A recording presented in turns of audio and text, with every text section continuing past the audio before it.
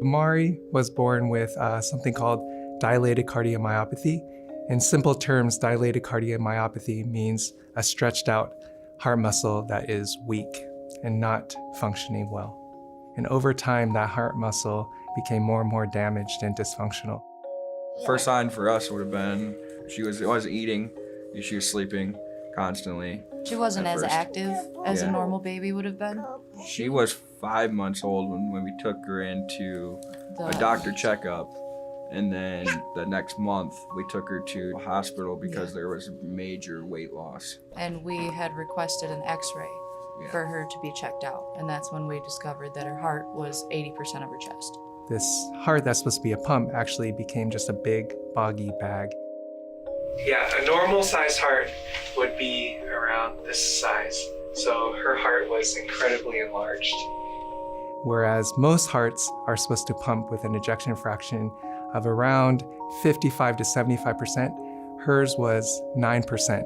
She didn't know what was going on. It's like your whole body went white and cold and it just took you right off the floor and you didn't even know where you were standing at the time. So they life flighted her the next morning to U of M. When we got there, she was on life support. She was on a breathing machine. She was on a ventilator. And she was unconscious. I think I want to say we were a month and a half, 2 months into U of M before she started definitely going downhill. U of M told us that she was in heart failure, and that's when they brought up the transplant.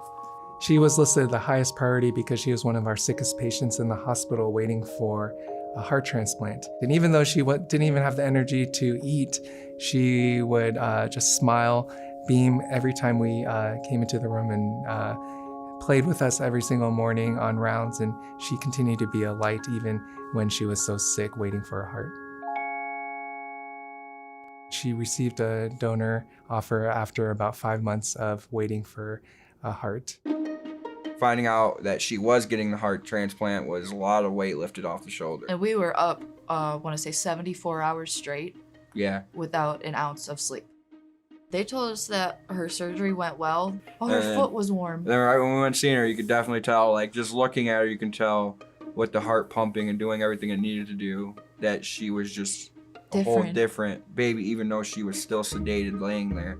And you could just feel her, she just felt warm. Like she didn't feel cold anymore.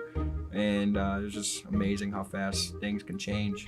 And this is her transplanted heart taken from last month.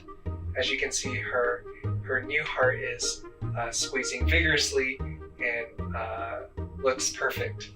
We're hopeful that her first transplant will be the only transplant that she'll need for her entire life. It should be pretty easy from here on out, as long as there's no curveballs. And she likes to throw us curveballs every now and then, so.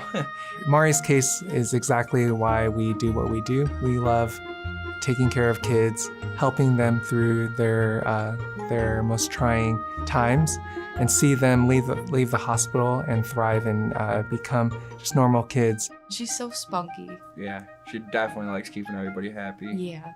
I know for a fact that, like, if I have a bad day at work, you know, me coming home and seeing just her, daddy, it just puts a big old smile on your face no matter what mood you're kind of in. She's always just trying to make people happy.